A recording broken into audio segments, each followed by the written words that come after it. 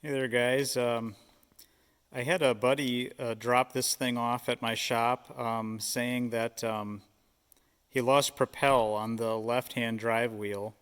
And this is a Deere Z525E zero-turn mower with a 48-inch deck.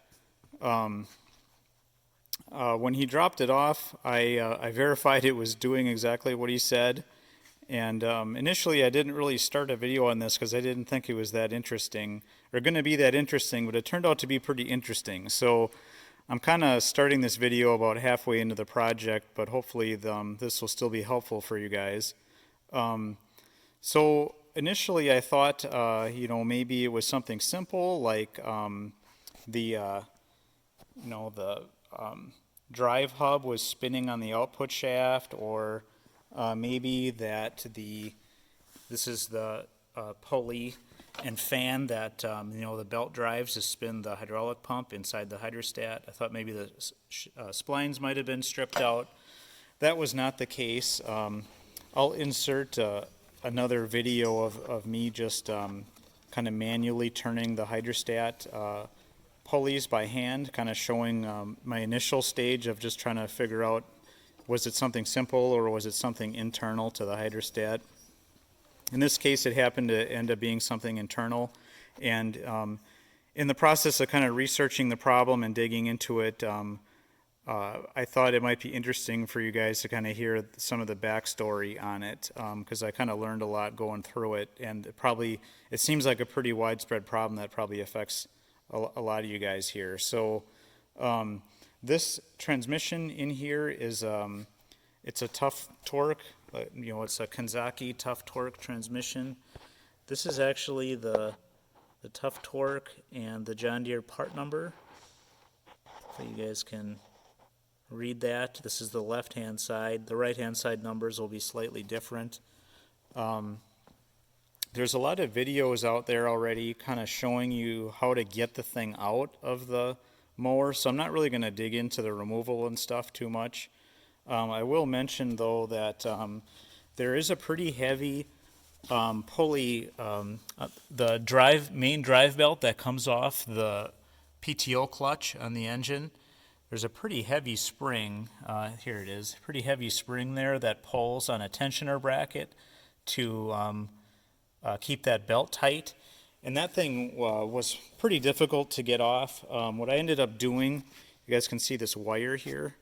I just took a length of, I just had some junk 12 gauge solid wire laying around. I cut off like enough of it to kind of give me maybe 5 feet of length or so. And what I ended up doing was I hooked this end up on the end of that spring. And I stood back here on the back of the tractor, and I kind of put my knee up against the back of this this frame piece here and just pulled hard on it so I could kind of get it out of the little hole in the bracket that it was pulling on for tensioning. It kind of helps to have a second person around to maybe help push the spring out of that bracket when you do that part of the job. But other than getting that spring off, the whole removal process is pretty straightforward. You can see there's 2 bolts here that kind of hold where the axle housing is. There's a couple more tabs here. There's a bracket that kind of spans the 2 hydrostats, and then there's this one up here. So kind of once you get the linkages off and that the belt off and that spring, tension off, the unit pretty much just drops out of here. So I'm not going to dig into that too much. There's other videos online kind of showing how to actually get it out of there.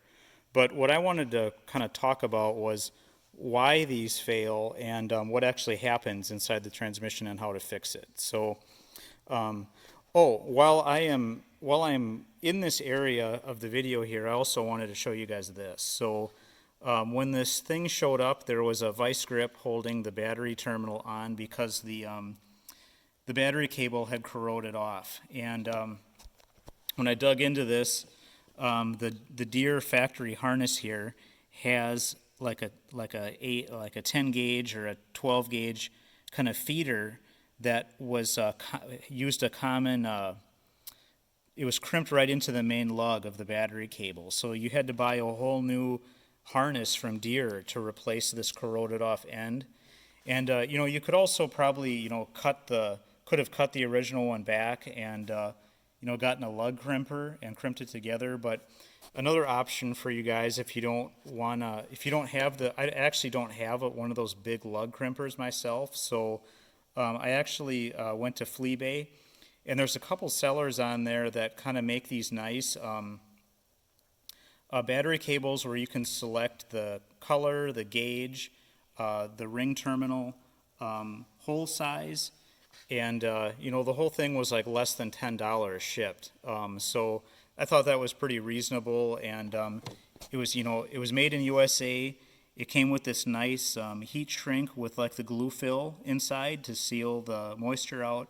I thought it was a very well-made cable for only $10, so I would not have been able to do that nice a job kind of doing the lug crimping on my own. So if you guys run into the same problem, what I ended up doing was kind of cutting that 10 gauge feeder out and then crimping a separate ring terminal on it with a you can see kind of the blue insulation there with a 1/4 inch hole in it.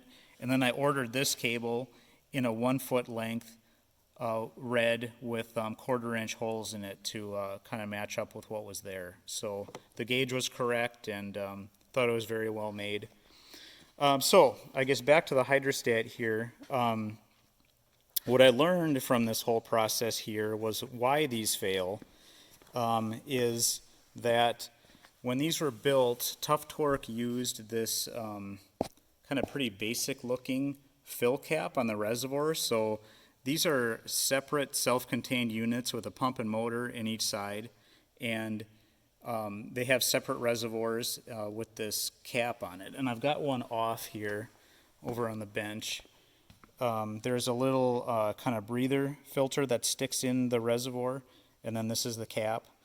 What I learned was that when these things sit outside in the rain, or if they are pressure washed and the pressure wash blast is directed right at the top of the reservoir, that the capillary action from the rain will draw the water up in through the threads and get into the hydrostat oil, or pressure wash will force it in. And the oil that I drained out of this thing was just awful. It's probably, I don't know how well you guys can see it here, but it was just, there's lots of metallic bits in it. It was like milky. You could definitely tell there was some water in it. It looked more like oil that would come out of a rear differential on a pickup truck rather than clean hydraulic oil, what should be in there. So the oil was definitely contaminated with water. And this transmission, guys, I showed you the part numbers on the back. I believe what it actually is a Tuff Torq TZT7DL is like the model series. And this one that's used on this 525 mower has no drain plug on it. And you can see where maybe there's like a cast feature here where there would be like an external filter you could replace. It's like a non-serviceable sealed transmission. So like the only way, you're going to be able to change the oil on this thing to get the water out is to take the whole unit off and to kind of tip it upside down like this, on sawhorses or a workbench and drain everything out, which nobody's going to do. They're just going to run it till the thing fails. So what actually happened on this one was it ran long enough or sat long enough with water in the oil that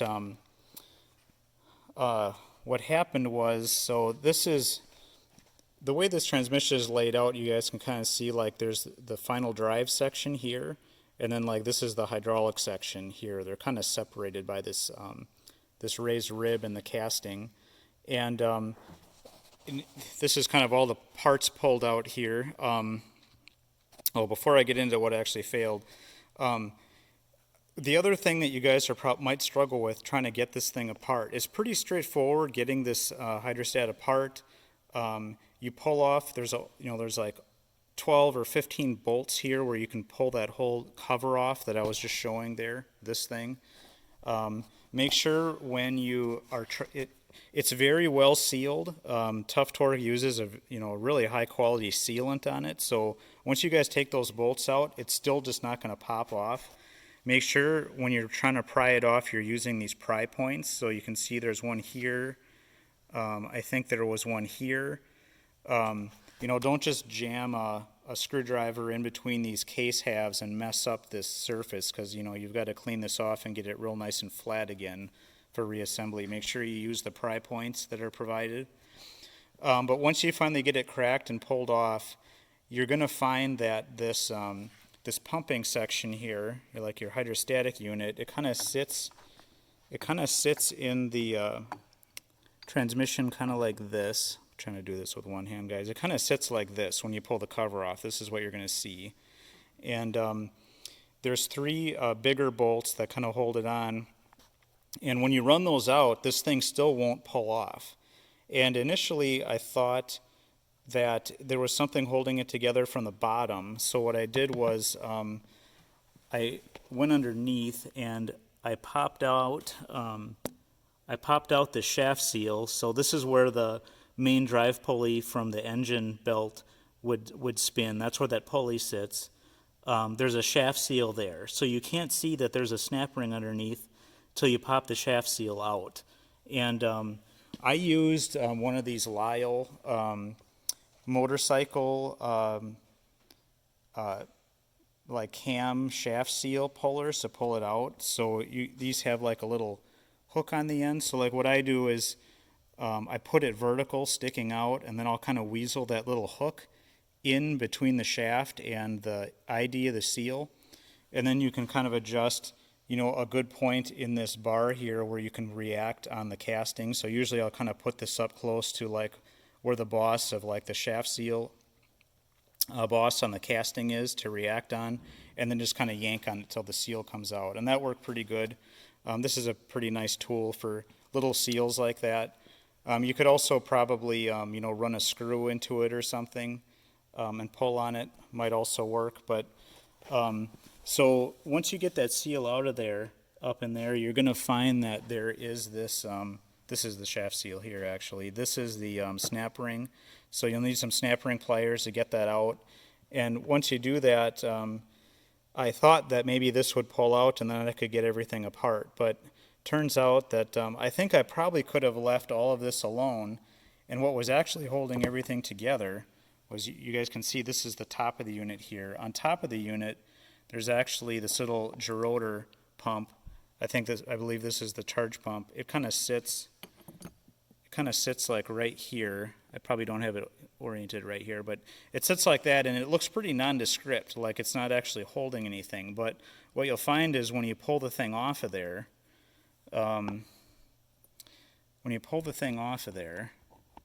there's actually a little pin. This little pin here, which drives the gerotor, I believe is the inner star there of the gerotor. I think this thing will actually keep the unit from pulling apart. So just make sure you guys take a look at that charge pump when you're trying to get this apart. You're not kind of pounding or banging on things. It could be a pretty little item. I think in hindsight I might have just left that input shaft seal alone and just pulled everything out from the top and maybe left it because it wasn't leaking. But however, the kit that comes with the Tuff Torq rebuild kit to fix this issue does come with all the seals, so I probably would have ended up replacing it anyway. Okay, so back to actually what fails here. So this is the part you guys are probably most interested in, is what actually happens. So once you get this thing apart, you can pull this. You can start pulling the components apart and looking at what happened. So this smaller cylinder block here. So this is the hydraulic pump section of the hydrostat. It has, it has this like kind of powdered metal cylinder block, and then your pistons ride up and down in it. This is kind of interesting to me. I've never seen such a cheap piston before without like a, normally guys for like heavy equipment, with axial piston pumps, there'll be a nice like brass slipper on the end of the piston. But this thing is just kind of like a bullet nose deal without even like a lubrication hole on the end. And Yeah, it's kind of interesting. It almost seems like they rotate on the swash plate here, and there's a bearing under here. It almost seems like maybe this bearing spins right with the cylinder block, and that there's actually no relative motion between the swash plate and the piston, which is kind of interesting. I guess I'm not used to kind of looking at these kind of low pressure units. But anyway, these instead of having like a dome bearing with like a retainer hold down like you would see on a normal like heavy equipment axial piston pump, all these things have are like these little springs here. So the springs drop into the cylinder block cavity, and then the piston goes inside, and they just kind of push the pistons back out as they're kind of stroking, as they're reciprocating, in and out as they're, pumping, sliding down the swash plate. So, but what actually happens here, guys, is you can see these springs are just in a bunch of bits. There's maybe only, I think none of these are maybe full length, fully intact. And as those coils kind of start breaking off, they start to work their way into the pumping chamber here. So this surface here that you guys can see, this seals up against this part of the aluminum housing. So like normally on a heavy duty piston pump, there would be like a brass or a bronze valve plate that will kind of act as like an intermediate wear surface. But like this kind of low cost, cheap design, they just ram the cylinder block right up against the housing.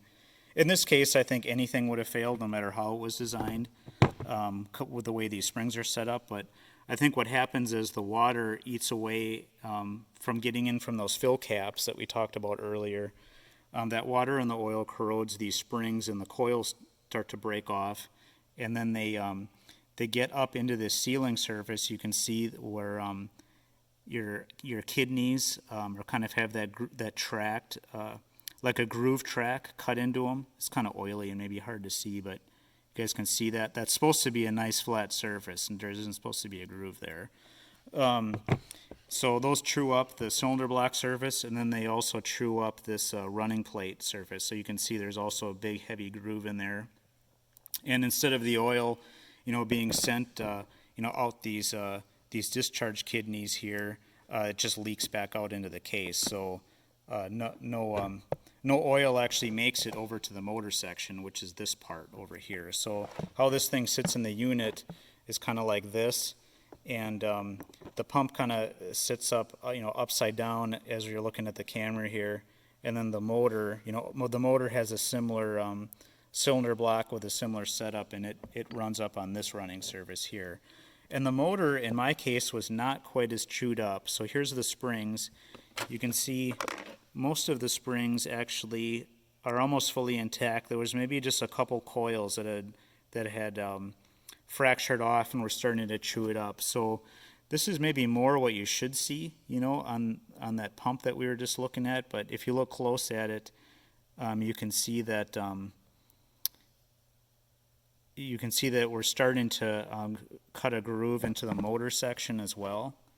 And you can see some grooves starting to get cut into the kind of the motor cylinder block running surface here too. So this thing was, I think, doomed once these springs started to fail. And I guess this is kind of the root of all of this is the fill caps kind of let the water in, the water corrodes the springs fracture, and then it chews up the hydraulic section of your hydrostatic unit here. So I think that pretty much covers like disassembly difficulties. I guess as you're taking it apart, just make sure you're keeping track of where everything goes or take a lot of pictures.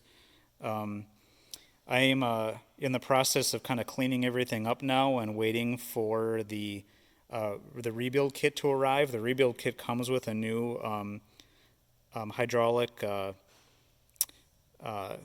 housing here, and it comes with new cylinder blocks and pistons and some seals and snap rings and things. So maybe when I get this back together, I'll pick up another part of this video so you guys can kind of see the finished product and then how it fixed the machine. So I think that's about it for this segment, guys.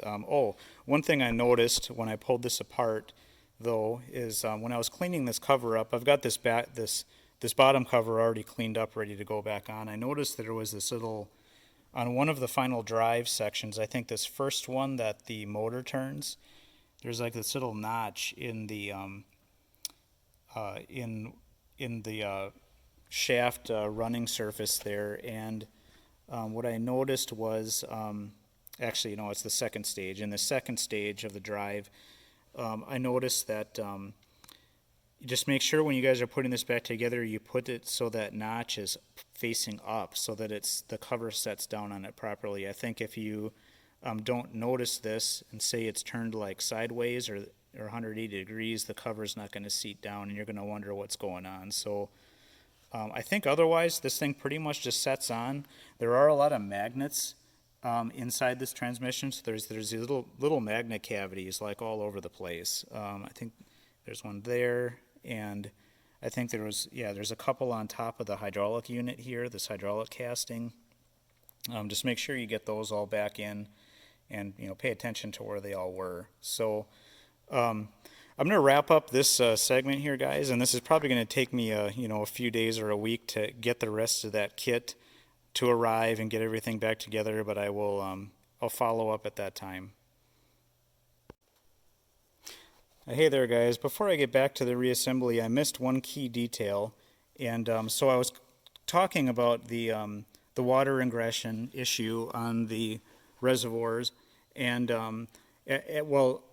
while I was digging into the problem, I figured out that Tuff Torq had made an improvement, like a running change on those to resolve this issue. So you can see this was the original cap here, and this is the new one, which has like this little hat feature. There's no O-ring on it or anything, so it's still not positively sealing, but the geometry must be kind of set up in a way that it kind of maybe kills that capillary action from trying to draw water up into your reservoir. So when you guys are shopping, if you rebuild your hydrostat, make sure that you order those new caps. And I think you can get them from the Deere dealer. The Deere number for it is MIU 804759.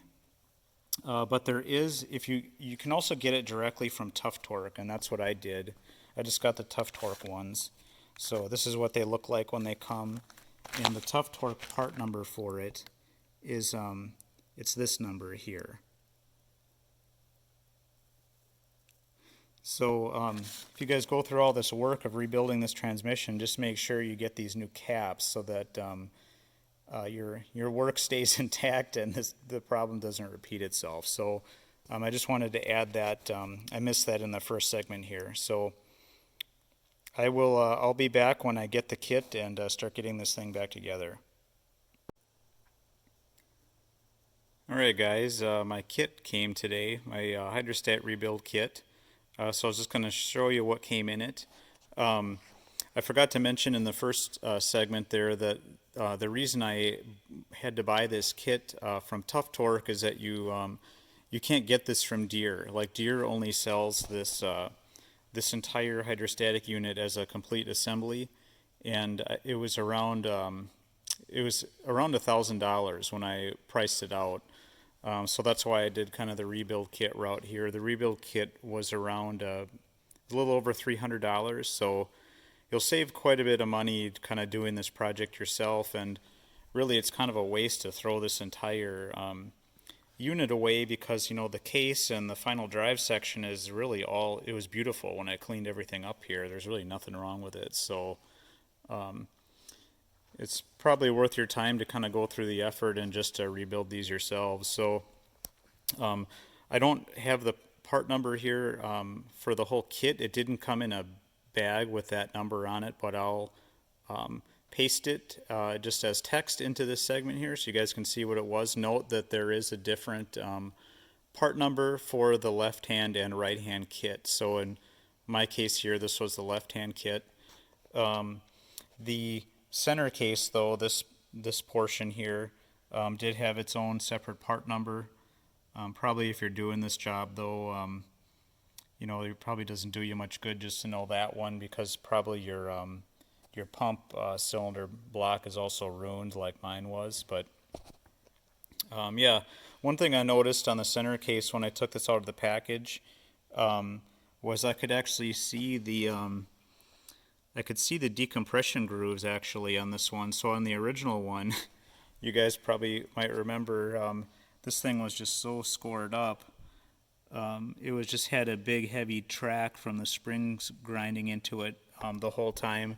This one you can actually see it does have decompression grooves. The function of these is to kind of ease that transition from suction to high pressure kidneys, so you don't get, or you'll get less noise and less kind of cavitation damage on your valve plate there as the pump transitions from low to high pressure in that region.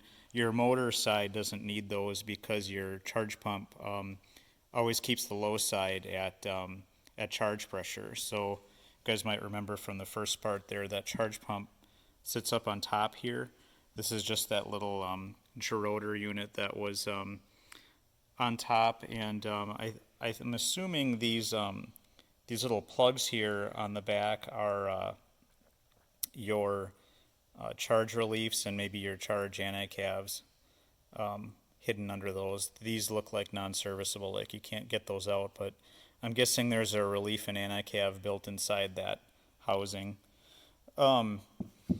So one thing too, guys, when this kit showed up, it comes with kind of all the seals. It comes with a new charge filter and shaft seals and stuff. Make sure you don't lose your snap rings that you pulled off. So there was one that holds the motor cylinder block on. There was another one on the bottom side. Like if you look up underneath where the pulley goes into the main drive pump here, there was a snap ring on that. So the kit does not come with those, so make sure you don't lose them. And also when my kit came here, this is the pump, this is the motor. This motor one, make sure you push all of your pistons down and make sure they're all moving freely, because I had one of them that was stuck down, and from shipping or whatever, it had there was a piece of like bubble wrap plastic that was wedged in between the piston and the cylinder block bore there. So I just took a punch and I turned it over and just kind of lightly tapped on the back side of the piston through one of the kidneys with a punch to get it moving freely again. The other thing I noticed when I pulled it out of the package, that they weren't all sitting at the same height. So I noticed that some of these springs weren't seated in the grooves here. So if you set it like this and they're not at the same height, turn it over, put some pressure on all the pistons, and kind of stick a screwdriver in there and try to center those springs up. Maybe in operation they would seat themselves, but I didn't want to take any chances. So yeah, so those are the parts that came in the kit. The kit also came with like this aluminum RTV to go on the case halves. So we are going to use that. And I've kind of got everything cleaned up here and ready to go back together, the stuff I'm going to reuse. I will say that the most time-consuming part of this whole job is just cleaning everything up. I've probably got 2 hours in this, just scraping RTV off, getting it out of all these little grooves in the case halves, and putting everything through the parts washer and cleaning everything up. So kind of the reassembly part that I'm going to get to now is kind of the fun part. The cleanup was pretty arduous or time consuming. But yeah, we're all cleaned up now, ready to go back together. I think I might have mentioned in the first segment that I noticed when I was cleaning this thing up that this section of the final drive has a little shoulder on one of the shafts, so make sure that shoulder is parallel with the case. I would recommend dry fitting the case half, so once you have everything put back together, so that you don't put RTV on and then find that something doesn't mate up. Make sure you dry fit it. Also, make sure you get all your magnets back in. So there, on this transmission, there was one up here by the final stage of the final drive there, and then there were two that sit on top of this this hydraulic housing, this hydraulic case housing. So here and here. So make sure you you know, get all the metal debris off your magnets, clean up real good, and make sure you get them back in those correct spots. And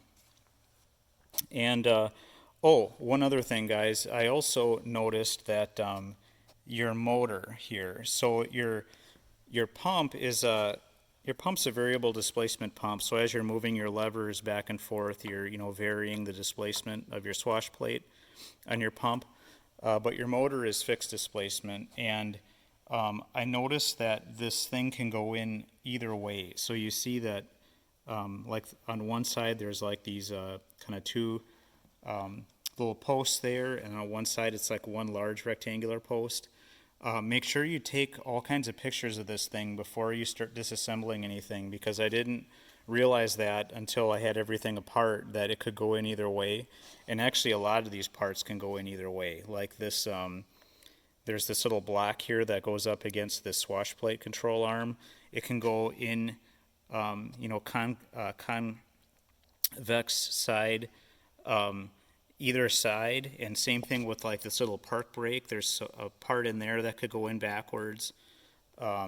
So yeah, there's a lot of orientation specific stuff here, and I think especially on this motor, I think they do this because I'm guessing that on the right hand motor it is flipped over the other way. So pay attention to that. Take lots of pictures when you're taking things apart.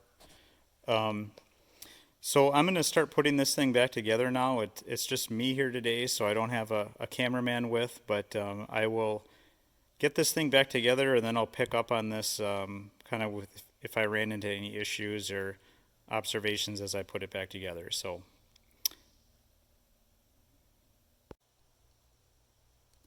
all right, we got everything back together here, ready to put the case half, the bottom case half back on.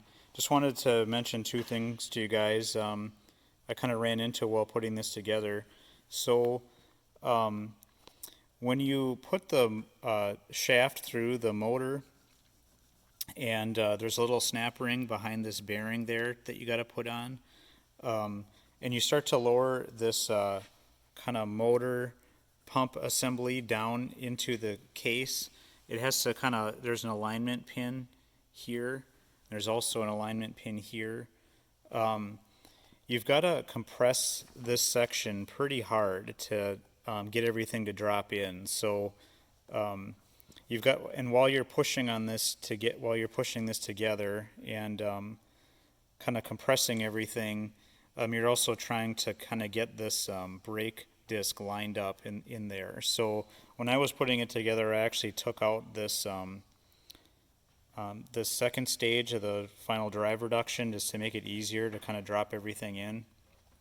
It might help to have a second person around. It almost takes two hands to compress this motor section, and you know, you can have a second person kind of getting things lined up. The other thing I noticed was that on the charge pump assembly here, this is all ready to go back together now, but these roll pins that were in the top of the old housing, in this housing there, there weren't any roll pins in this reman or the replacement assembly I got here. So I'm assuming these are some weird like a GIS or metric JAS or metric size. So instead of trying to like force some kind of weird English size in there, I pulled them out with I took the charge pump out and pulled them out with a vice grip, and they came out okay. I put the entire old housing here in the vise, and I just kind of lightly kept rotating and pulling on them until they came out, and then I just tapped them back into this new one with just an 8-ounce snap-on hammer. So yeah, I think those were probably the two main things I ran into putting this thing back together. The torques on these are, you want to really torque these down. They were really high when I took them out, so I don't have any torque specs on this because Deere doesn't have any disassembly instructions for these, but these were really tight when I took them back out, so I put them pretty tight again. Yeah, just use your feel, don't strip them out. It is just aluminum. So yeah, I did dry fit everything here, and the cover's ready to go back on, so I'm gonna put the cover on next, and we'll go from there. Forgot to mention one thing here, guys. As I was putting everything back together, I just used some 10W30 in just an oil pump can, and I just kind of put them on all the interfaces here, so you can see I put it between the the motor cylinder block and the that casting there, and I pumped a bunch into the charge pump and kind of operated that, and then you can take your hand and you can kind of rotate this. You can rotate the pump, and let's see if I can get a shot of it there. You can see the pistons spinning on the swash plate there. Yeah, just kind of give all those interfaces just a little light oiling. I'm sure it'll be fine once everything's full, but it's kind of good to rotate everything by hand and look at everything moving, make sure everything is in place, and look at your charge pump, make sure you can see the gerotor in there turning. Make sure there's no hard spots or everything feels smooth. One thing I forgot to bring up too when I was putting this whole assembly in, once I finally kind of compressed that that motor block spring and everything and got everything in place, I noticed that the motor side swash plate had kind of popped out of its groove a little bit. So there's this disc here that's like it's the running surface for your pistons. It was kind of popped up out of here just a little bit. So I just took a pry bar here like this and kind of very lightly kind of inserted it kind of in this area and push down on it till it popped in. So just be really gentle with anything in that area. You don't want to scratch anything.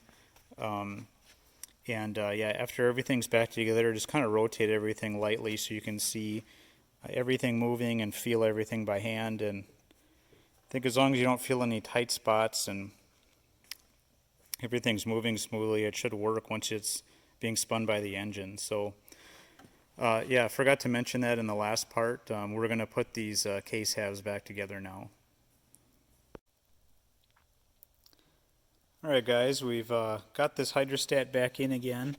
You can kind of see it in place here. I've got the wheels back on. It's kind of been a couple days now since I filmed that last segment, but I'm finally getting around to kind of documenting it here.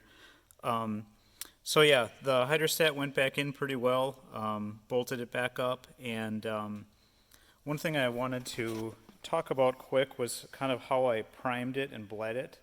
So I actually, before I hook the belt back up, so there's a belt that runs underneath that pulley there, and then there's a tensioning mechanism underneath.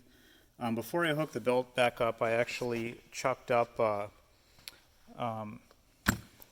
my Milwaukee half-inch fuel drill and put one of those quarter hex adapters to 3/8 square drive adapter in there and a 15 millimeter impact socket.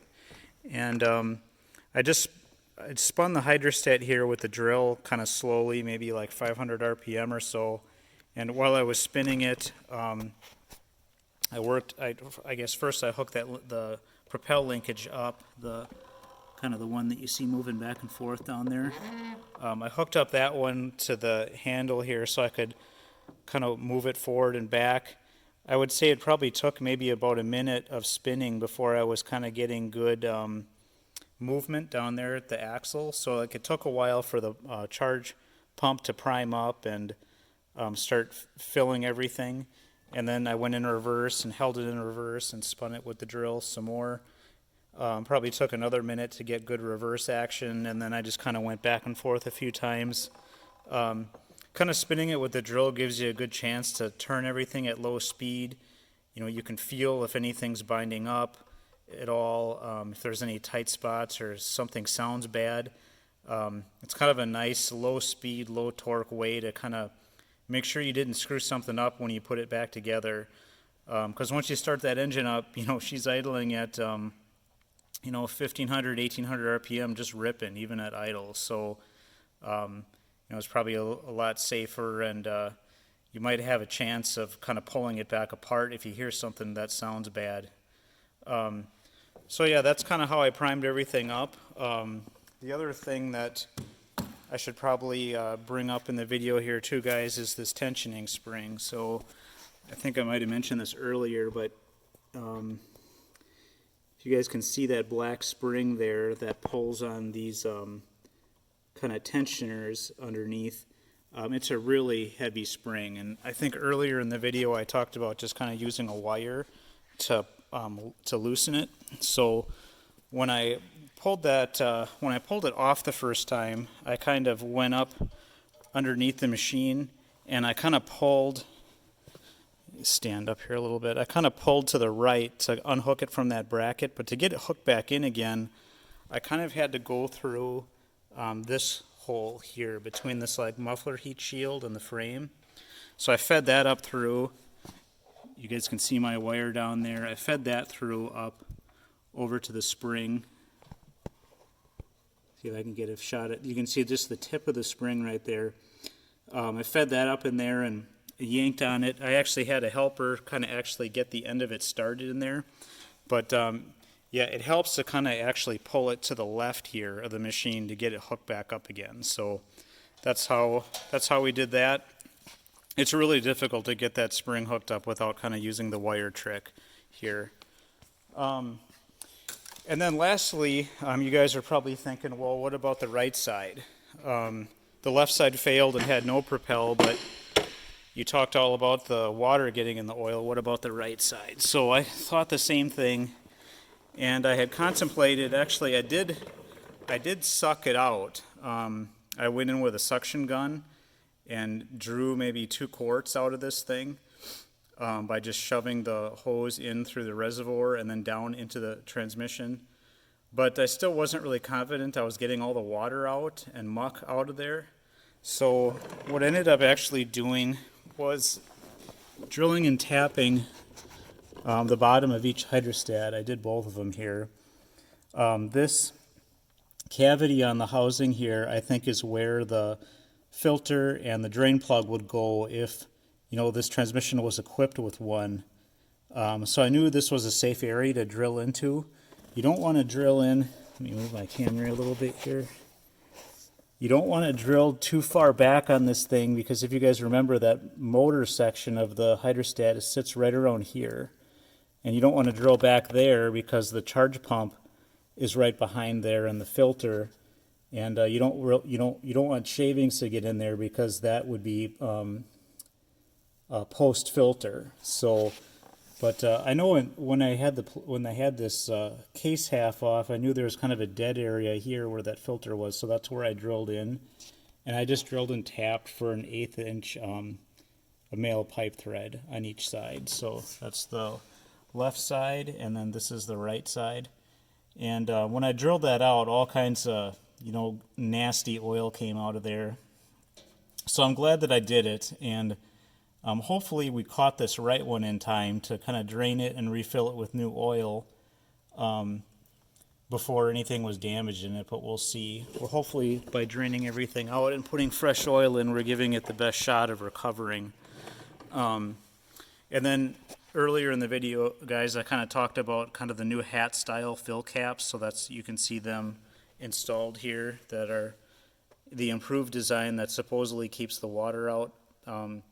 But I think, you know, after running into this problem on this machine, I think even in the future, if you guys pressure wash these, I would be really careful around those. Maybe even put plastic bags over the reservoir to make sure you're not getting anything in there, being how kind of sensitive they seem to be to this issue. So, so I think that's probably about it for this video, guys. I've got to throw the kind of the body work and the seat and stuff back on, but after I kind of primed everything up with the drill, I started it up and kind of ran the hydrostats left and right in the air for a while on jack stands, and everything was looking good and sounding good. So I am going to kind of button this thing up and maybe give it a quick wash and get it out of here. So yeah, I think that's about it for this job, guys. I hope maybe I said something in here that was helpful as you kind of dig into maybe the same issue on one of your mowers. Yeah, that's it for this video, and have a good day, guys.